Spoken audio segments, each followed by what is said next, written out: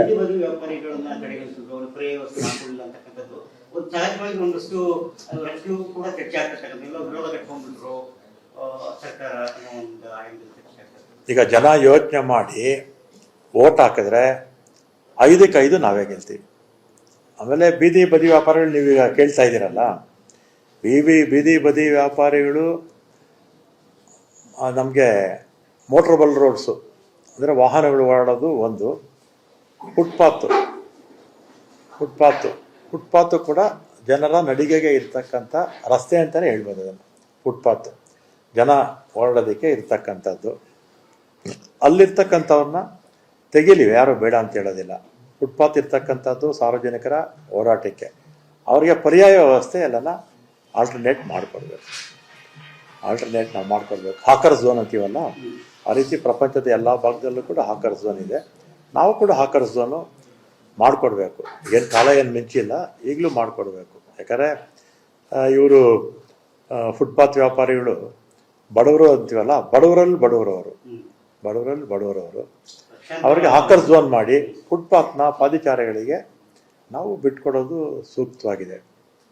ಮತ್ತು ನಮ್ಮ ಮ್ಯಾನಿಫೆಸ್ಟೋದಲ್ಲೂ ಕೂಡ ಫುಟ್ಪಾತ್ ವ್ಯಾಪಾರಿಗಳಿಗೆ ಒನ್ ಟೈಮ್ 20,000 ಕೊಡ್ತೀವಿ ಅಂತಲೂ ಹೇಳಿದ್ವಿ ನಾವು ನಮ್ಮ ಮ್ಯಾನಿಫೆಸ್ಟೋದಲ್ಲಿ.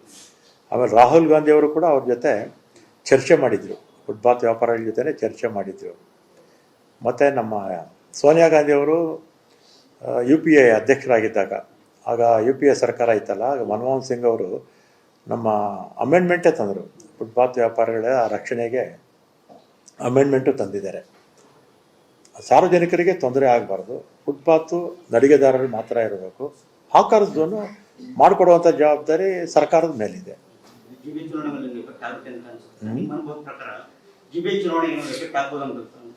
ಅದ್ರ ಬಗ್ಗೆ ನಾನು ಮಾತಾಡಲ್ಲ, ಆದರೆ ಇರ್ತಕ್ಕಂಥದ್ದು ಫುಟ್ಪಾತು ಸಾರ್ವಜನಿಕರಿಗೆ.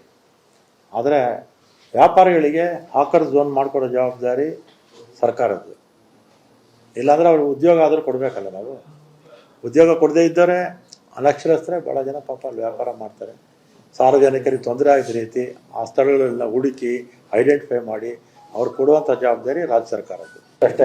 ವ್ಯಾಪಾರಿಗಳನ್ನ ಕಡೆಗಣಿಸುವುದು, ಅವರು ಪ್ರೇ ವಸ್ತು ಹಾಕುವುದಿಲ್ಲ ಅಂತಕ್ಕಂಥದ್ದು ಒಂದು ಸಹಜವಾಗಿ ಒಂದಷ್ಟು ರಕ್ಷಣೆಗೂ ಕೂಡ ಚರ್ಚೆ ಆಗ್ತಕ್ಕಂಥ ವಿರೋಧ ಕಟ್ಕೊಂಡ್ಬಿಟ್ರು ಸರ್ಕಾರ ಅನ್ನೋ ಒಂದು ಆಯ್ಕೆ ಚರ್ಚೆ ಆಗ್ತದೆ. ಈಗ ಜನ ಯೋಚನೆ ಮಾಡಿ ಓಟ್ ಹಾಕಿದ್ರೆ 5ಕ್ಕೆ 5 ನಾವೇ ಗೆಲ್ತೀವಿ. ಆಮೇಲೆ ಬೀದಿ ಬದಿ ವ್ಯಾಪಾರಿಗಳು ನೀವೀಗ ಕೇಳ್ತಾ ಇದ್ದೀರಲ್ಲ, ಬೀದಿ ಬದಿ ವ್ಯಾಪಾರಿಗಳು ನಮಗೆ ಮೋಟ್ರಬಲ್ ರೋಡ್ಸು ಅಂದರೆ ವಾಹನಗಳು ಓಡಾಡೋದು ಒಂದು, ಫುಟ್ಪಾತು ಕೂಡ ಜನರ ನಡಿಗೆಗೆ ಇರ್ತಕ್ಕಂಥ ರಸ್ತೆ ಅಂತಲೇ ಹೇಳ್ಬೋದು. ಅದನ್ನು ಫುಟ್ಪಾತು ಜನ ಓಡಾಡೋದಕ್ಕೆ ಇರ್ತಕ್ಕಂಥದ್ದು. ಅಲ್ಲಿರ್ತಕ್ಕಂಥವ್ರನ್ನ ತೆಗೀಲಿವೆ, ಯಾರು ಬೇಡ ಅಂತ ಹೇಳೋದಿಲ್ಲ. ಫುಟ್ಪಾತ್ ಇರ್ತಕ್ಕಂಥದ್ದು ಸಾರ್ವಜನಿಕರ ಹೋರಾಟಕ್ಕೆ, ಅವರಿಗೆ ಪರ್ಯಾಯ ವ್ಯವಸ್ಥೆ ಎಲ್ಲನ ಆಲ್ಟರ್ನೇಟ್ ಮಾಡಿಕೊಡ್ಬೇಕು. ನಾವು ಮಾಡಿಕೊಡ್ಬೇಕು. ಹಾಕರ್ ಝೋನ್ ಅಂತೀವಲ್ಲ, ಆ ರೀತಿ ಪ್ರಪಂಚದ ಎಲ್ಲ ಭಾಗದಲ್ಲೂ ಕೂಡ ಹಾಕರ್ ಝೋನ್ ಇದೆ. ನಾವು ಕೂಡ ಹಾಕರ್ ಝೋನು ಮಾಡಿಕೊಡ್ಬೇಕು. ಏನು ಕಾಲ ಏನು ಮಿಂಚಿಲ್ಲ, ಈಗಲೂ ಮಾಡಿಕೊಡ್ಬೇಕು. ಯಾಕಂದರೆ ಇವರು ಫುಟ್ಪಾತ್ ವ್ಯಾಪಾರಿಗಳು ಬಡವರು ಅಂತೀವಲ್ಲ, ಬಡವರಲ್ಲಿ ಬಡವರವರು ಅವರಿಗೆ ಹಾಕರ್ ಝೋನ್ ಮಾಡಿ ಫುಟ್ಪಾತ್ನ ಪಾದಚಾರಿಗಳಿಗೆ ನಾವು ಬಿಟ್ಕೊಡೋದು ಸೂಕ್ತವಾಗಿದೆ. ಮತ್ತು ನಮ್ಮ ಮ್ಯಾನಿಫೆಸ್ಟೋದಲ್ಲೂ ಕೂಡ ಫುಟ್ಪಾತ್ ವ್ಯಾಪಾರಿಗಳಿಗೆ ಒನ್ ಟೈಮ್ 20,000 ಕೊಡ್ತೀವಿ ಅಂತಲೂ ಹೇಳಿದ್ವಿ ನಾವು ನಮ್ಮ ಮ್ಯಾನಿಫೆಸ್ಟೋದಲ್ಲಿ. ಆಮೇಲೆ ರಾಹುಲ್ ಗಾಂಧಿ ಅವರು ಕೂಡ ಅವ್ರ ಜೊತೆ ಚರ್ಚೆ ಮಾಡಿದರು, ಫುಟ್ಪಾತ್ ವ್ಯಾಪಾರಿಗಳ ಜೊತೆ ಚರ್ಚೆ ಮಾಡಿದರು. ಮತ್ತು ನಮ್ಮ ಸೋನಿಯಾ ಗಾಂಧಿಯವರು UPA ಅಧ್ಯಕ್ಷರಾಗಿದ್ದಾಗ, ಆಗ UPA ಸರ್ಕಾರ ಇತ್ತಲ್ಲ, ಆಗ ಮನಮೋಹನ್ ಸಿಂಗ್ ಅವರು ನಮ್ಮ ಅಮೆಂಡ್ಮೆಂಟೇ ತಂದರು. ಫುಟ್ಪಾತ್ ವ್ಯಾಪಾರಿಗಳ ರಕ್ಷಣೆಗೆ ಅಮೆಂಡ್ಮೆಂಟು ತಂದಿದ್ದಾರೆ. ಸಾರ್ವಜನಿಕರಿಗೆ ತೊಂದರೆ ಆಗಬಾರ್ದು, ಫುಟ್ಪಾತು ನಡಿಗೆದಾರರು ಮಾತ್ರ ಇರಬೇಕು. ಹಾಕರ್ ಝೋನು ಮಾಡಿಕೊಡುವಂಥ ಜವಾಬ್ದಾರಿ ಸರ್ಕಾರದ ಮೇಲಿದೆ.